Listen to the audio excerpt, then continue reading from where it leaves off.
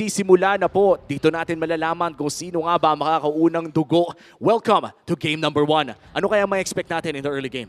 Early game, feeling ko mas magiging agro dapat or ang kailangan ma-expect natin for Omega, kailangan sila maging aggressive kasi ang hirap at medyo pangit kapag kayo Jushin yung nasa-zone against an Eve. Oo, talagang ang habol dito ng Smart Omega is yung momentum na meron silang marksman na kayang mag-capitalize ng 5-minute power spike. Pag nawala na yung mga shields ng mga turrets, pwede na sila mag-group up at magbasag ng mga tore.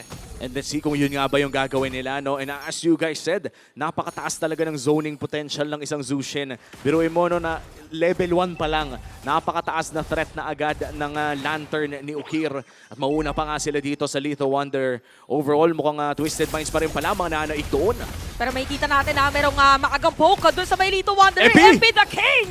First blood para dito sa barangay. So mainit ang simula para dito sa OMG. At ang saya, no, when we look at Omega, especially with Super Yoshi in the lineup, ito yung itsura ng early game nila eh. Napaka-potent ng kanilang early game. Yeah, talagang aggressive kung aggressive. Very good rotation as well from Andorio. Just providing additional damage with the Shuriken para at least masigurado nila na makukuha nila yung pick-off. And medyo malungkot lang ako na hindi ko pa makikita si Hatake Kakashi. Oo, wala pa. Matagal pa talaga eh. I think it's around 1 week or 2 weeks pa nating hihintayin. But siguro sa playoffs. Yan. At para naman sa 2 teams na to, playoffs din talaga ang inaasam nila. MP the King, however, mukhang nag-aanap ng pwesto. Super Yoshi with great vision around MP. This might just be trouble para sa Joy. Oo, tatalan na nga nila. Pero nga lang kulang yata sa damage. Hindi, MP the King para mabibigyan na naman yata. 2 dash para sa kanya. Pero nag-flicker in. Dito si Okir 2-0 para Smart Omega. Panis, Zushin flicker in. Sabay pailawan mo. Ganun lang yung moves na kailangan dito ng Smart Omega. Very good pick-off coming out from the duo mid of Smart Omega dahil sobrang importante nun. Jungler na patay nila gives them free turtle. Napakalinis ng nangyayari ngayon para sa side ng Omega. Si James dito kanila bubuhatin. 4 na players ang nandoon para Smart Omega. Makakakuha na naman sila ng panibagong kill. So Omega ngayon, napakataas ng kanilang kalamangan in terms of gold. Hindi nagtitipid ang Omega ngayon. Mapa-flicker, mapa-ulti. Tuwing kaya nilang makakuha ng kill o sa tingin nila ay kaya talaga nilang makakonvert ng kahit piso, ay aasamin nila at ibabato nila lahat. 1.5k gold lead, 3 minutes in at mukhang papasukin pa nga si Outplay dito. Grabe yung zone. Grabe yung zone na ginagawa ni Okir. Oo, kahit si Escalera hindi makalapit and that is just a space para lang mabilis na makakapag-clear doon si Jom sa may bottom lane. And kita naman natin dito for Omega parang talagang naaral nila yung bagong patch. Oo, talagang prepared sa pagpasok dito. And looking at the goal difference natin ng BPI, ay medyo makikita mo na agad kung saan talaga nakakalamang ang Omega. Sadyang hindi pa lamang ito yung tipong gold lead na aayawan mo ng lumaban. So if you're Twisted Minds, ay kaya pa naman pumalag. You just have to choose your battles. Hindi pwedeng pasok lang ng pasok. Yeah, kumbaga yung mga skirmish ng Twisted Minds dito, it has to be on their own terms. Kasi ang problema kasi laki din ng re-engage potential ng Smart Omega, especially with the Revitalize and the AOG mula dito kaya Luis. Ang dami nilang pantalon technically, pwede sila magbenta. Oh, Jom! Naku, si Jom laban sa dalawa. Nasipa pa nga, pero Purify, pero napalalim yata. That is gonna be a kill para dito kay Outplay. Padating na mga players ng barangay. Parang babawian nila. AOG para mapadiin pa. And Super Yoshi makakakuha ng kill. Ngayon ko lang ata nakita yung ganung combo na ang ganda. Sakto pala yung bagsak ng RKO papunta dun sa AOG. Sabi siya, ang dami nilang pantalon eh. Pwede sila magbenta. For the side of Smart Omega, lagay na lang nila ng branding ng OMG. Pero yun yung capability ng Jump Brothers na Gatot Kacha and Kalea. Basta mahuli ka nila, parang pwede ka magtimpla ng kape.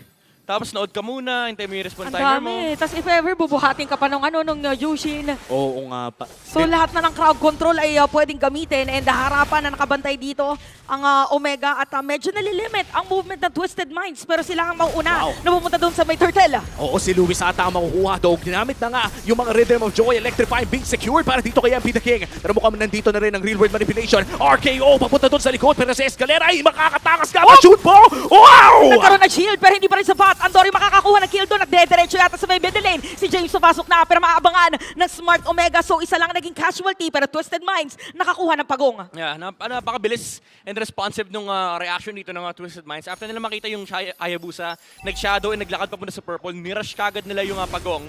Oh, Oh, pumasok sa may ilalim na Torre. Okay, may pagpasok dito sa Twisted Mind. Si Luis medyo a-arrive. Dumiretso kay James. Oker. Nag-AOG na doon sa may madaling ko si Luis. Wow! At nag-diretso na nga 5 hits para kay MP the King. Make it 2 kills para din sa Twisted Minds at pwede pang dumiretso ng Torre dito sa may bandang ibaba. Mapipilit ang umuwi dito si Luis. Hindi ko alam kung anong ginawa ng Twisted Minds doon, pero parang ganun lang. Within the last Bilis. 1 minute, ay na-equalize na ng Minds yung laro. Yeah, nag-collapse yung aggressive formation dito ng Smart Omega. Technically speaking, pwede sana sila lumaban. Pero nung hinabol sila ng Twisted Minds, medyo kanya-kanya kasi sila ng takbuhan. So hindi sila nakapag-ready nung tumama na yung sibat. Mula rito kaya outplayed. Medyo out of position na rin yung kanilang mga engager. Napilitan si Luis na mag-AOG out. And that meant na tapos na yung team fight for Smart Omega. Oh, and as we enter the 6-minute mark, ay hinihintay na lamang natin no, kung sino nga ba yung makakalamang talaga for that last turtle fight na makikita natin. Pero sa ngayon, yung 2K halos na gold lead ng Omega ay talagang nabura lamang ng Twisted Minds with a series of great plays. At mukhang napakayaman pa nga ni Outplayed ngayon sa pagsilip natin kanina sa BPI Gold Leaders. Oo nga pala, 1-0-2 na dito si Outplayed. Parang hindi napapansin na nakakapag-farm na pala. So pwede na siya sumama anytime. And actually, tama ba nung parang yung team fight na yon ay naging part na din talaga siya. Kaya naging 1-0-2 yung KDA niya. And MP, sa top MP. lane naman, sinisilip natin. Lewis, nakita din naman si Escalera. Pero mukhang kakalma muna ang Land of Dawn dahil malapit na nga magsimula ang pagong. Oo, ano muna sila dito, medyo tatansyahin lang muna nila dito. So more on positioning muna para sa ating mga players. And surprisingly enough for Twisted Minds, talagang iniiwan muna nila si Outplayed kasi pwedeng biglang bumalaga later on. Ito na yung pagong sinisimula na pero hero muna ang kanilang gagawin. Revelation naman dito sa sagot ni Hajizi. Napakasakit ng mga damage si Sipa pero si James napatay. Habang si MP the King, nakita si Jom doon sa may bandalikod. Andorio babalik sa kanyang shadow. But it's gonna be a killing spree para yung kay Super Yoshi. Oh, no. Escalera pa kay Andorio, hindi na pinatakas pa! At mukhang yung turtle ay tutuloy nila. Si Okir ang hawak nito and for Twisted Minds. Mukhang GG na ata yung call nila doon. Pero papasok pa si Escalera. May heal naman si Lewis. Magre-recall pa nga ba? At yung turtle, mukhang sure naman na Twisted Minds secured with MP the King. Still going in for Super Yoshi. Makunat lang masyado yung isda. Iba yung bilis ngayon ng Twisted Minds para talagang dumiretso against Smart Omega. Yeah, ang ganda rin ng entry ni MP the King. Nahanap niya yung Bruno sa likuran. And that's the problem of the Bruno just having a Purify. Napakadali pasukin for MP the King. Yung damage dealer dito ng Smart Omega. Even though medyo napanish din naman si Outplay dito nung pumasok siya. Dinikitan siya kagad dito ni Super Yoshi. Pero thing is, yung damage dealer din kasi ng Smart ng Twisted Minds, buhay pa. And tumumba rin si Andorio. So talagang kinulang sila pagdating sa numbers game. Libre pa yung naging pagawin dito for Twisted Minds. And kita mo yung complacency ni MP the King na kapag wala na yung damage dealer sa Smart Omega, pwede siya mag 1v5.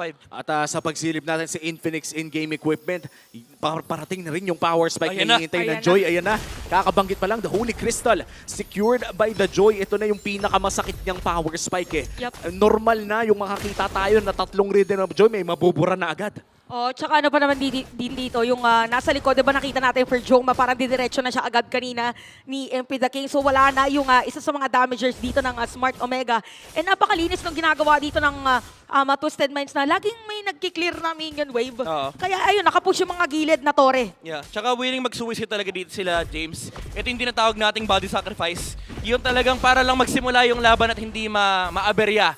Yung mga dapat hindi maaberya ay kailangan mag-offer ka talaga ng frontliner muna. And si James tsaka si Escalera, hindi sila nahihiya na, okay guys, lapit tayo kasi para makaharap ng opening dito si MP the King. And look at that. Talagang hindi rin sila nahihiya na simulan yung laban. AOG nagamit na nga rin, pero mukhang papasok dito si James sa likod. Pero papapaalis sa mga players dito ng Omega. Luis, naku, mapapaslow pa nga. Wow! Nandito pa rin Infernal Pursuit para kay James. Luis is down. Dediretso ba dito ang Omega? Hindi, dahil kulang na sila. And Twisted Minds, what a twist of fate. Dahil sila na talaga ang lamang ngayon sa ating laban. Ang ganda nung engage na yun. Even though Smart Omega, sila yung nagsubok na pumasok, hindi nila na-burst down yung mga targets na gusto nilang patayin. And with the sustain, it allowed the space for Twisted Minds to go for the counter-engage with the real-world manipulation mula kay Hajizi. Conceal play mula dito kay Super Yoshi. Mukhang mag-expire naman na at mabubuhat. Mukhang may buhat pang isa. Si Escalera makakatakas nga ba? Reset muna ang bahagya si Okir! Nako, nakalso dun sa may pader. Pero kapag flicker out at ginamit ito ng Crimson Beacon, so Twisted Minds ngayon, silang pwedeng dumiretso at una pumuesto dito sa may ating Lord. Pero nandun pa rin ang disiplina ng ating dalawang kupunan. Magpo-purple buff muna dito si Andorio, pero James, Super Yoshi, and even Luis ay nakabantay dun sa may Lord. Magpapakita yung Zushin sa taas ha. Under pa rin sila ng Mercy ng Twisted Minds. Hawak nila yung Lord dito pero hindi nila pwede i-start. Yun ang problema kasi kapag binurst nila yan, may Spear of Destruction mula na sa Moscow, may joy na mga galing mula sa kung saan-saan. So if you're smart Omega, hindi ka rin ganun ka-comfortable na simulan yung Lord dito, nor even stall the Lord kasi may Moscow na split push. Oo, ito na yun eh. May blessing pa naman doon sa taas. Makakadepensa ng bahagya ang kupunan ng Omega. Pero magpapakita na si Antonio doon. And this is really bad for Omega kung sakaling gusto nang i-burst ito ng Twisted Minds. Oo, tapos nakasira pa ng Torre dito yung Twisted Minds dun sa may bottom lane. So talagang kailangan depensahan muna dito ng Omega yung lahat ng mga areas. Pero for Twisted Minds, parang hindi din muna nila ipipilit na magsimula dun sa may turtle. Mas gusto nila na malaman muna kung saan manggagaling si Joma. Oo, at mukhang ito na ang sagot ng Omega. I-clear na muna ng konti yung taas pero malapit din lang ang pwesto. Ito na yung sinasabi nyo kanina na meron talagang late game advantage ang Twisted Minds in a macro sense dahil dito sa Moscow na ito. Yep, hindi pwedeng iwan ni Andorio yung top lane basta-basta. Kaya kanina pa siya palakad-lakad lang sa may orange camp kasi hindi rin siya pwede makita sa mid lane, hindi siya pwede makita sa may top lane kasi nandun kagad yung urgency for Twisted Minds. Kapag nagpakita yung Hayabusa sa top lane, pwede sila mag-turn or mag-burst ng Lord. Oh, at tignan natin kung ano nga ba magiging choice nila. Pero so far, sinasayaw lang ng Twisted Minds. Pamilyar na pamilyar ang mga manlalaro ng Twisted Minds sa mahabang mga Lord Dance. At talagang pinapahaba nila yung Lord Dance na ito. Sinusulit, kumbaga, yung Moscow na meron sila. Oo, tsaka the more na tumatagal din tong Lord or split push or clear na minion wave ng Twisted Minds, the more din nasasakit na dito si Outplayed. Pero parang pupwesto na at i-reveal na nandito siya. Oh, burst! Parang Burst! ready na. Merong burst na gagawin. Dediretso ba? Nagamit na yung Cyclone Eye para ito kay Joma. Pero may nakapara sa side ng Twisted Minds. Medyo makakalahat yung buhay. Yung Lord! Maubudha! Kaya yung King mawala pa ng immortality. Ginamit na yung Spear of Destruction. Biglang bumulaga. Dito si Outplayed. At free hit lang para sa kanyang boss comp. Double kill nga lang para kay Andorio. Lumalaban pa rin ng Smart Omega. Yoshi! Tapos Super Yoshi. It's gonna be a shutdown para kay Outplayed. What a team fight mula sa Twisted Minds. 4v5 scenario, sinulit talaga nila. Pero mukhang ipupush pa nila ang bandang gitna. That's the Lord secured a few kills plus the turret as well. At hindi pa nga sila tapos. Atake pa sila sa mid lane. Oh, grabe yung pinapakita dito ng Twisted Minds. Na-outplay. Sabi ni Outplayed, kung ayaw mo magpakita rito sa taas Andorio, alam ko nandiyan ka sa orange camp kasi nakita niya yung Hayabusa kanina eh. May hawak na orange. So ang ginawa niya, umuwi siya, naglakad siya papunta sa Lord after niya mag-clear na isang wave sa top lane kasi alam niya, yung wave na babanggaro sa Torre, sasaluhin ni Andorio. And what a smart call coming in from Twisted Minds. For Omega, kailangan nilang dumipensa dito sa Lord sa bandang itaas. May amba na ang Lord na ito agad-agad with the few patches ago. Pero mukhang double waves setup lamang ating makikita. Isa sa baba, isa doon sa taas. Pero mukhang si Outplayed yung uunahin. Oy, may Wind of Nature! May Wind of Nature pero may shadow dito. Si Andorio makakatakas pa rin siya ng lahat yung buhay ng Torre doon sa may taas. And masisira na rin yung bandang gitna. Parang pwede natin diretso yung dito ng Twisted Minds. Si Joma, Okira, even Super Yoshi Luis. Gusto dumibesa, ginamit na nga dito ng motivation pero merong immortality si Escalera. Flicker para sa kanya. Hard GC is down. MP the King with the electrifying beats. Escalera buhay pa rin para dito sa ating laban. Pero narinig ang conceal. Hinahabol sila ngayon ng barangay. Aabot pa? Yan ang tanong. Si Outplayed data ang una nila magkita pero si Escalera matatalunan. At may Cyclone na iba nga pero nakapanis na nga ni Okira. Pero natusok, natuhog ng dalawa, parang barbecue lang. At itutuloy pa nga yung mid lane dito for Omega. Kamuntikan na silang mawalan ng marami. Pero grabe yung lason, gumakagat na ata. At dahil sa may bottom lane, Epi the King, ginamit yung kanyang Winter Cloud sa ilalim ng Torre. It's gonna be a killing spree para sa Hayabusa. Grabe naman yung mechanical outplay ni Andorio doon. And with that small engagement sa may top lane, oh, Super Yoshi! Biglang nagalit, biglang binuhat, pero si James buhay pa rin, papasok dito with an Infernal Pursuit. Mega kill na para kay Andorio. Nakapunta doon, patay sa side ng Twisted Minds.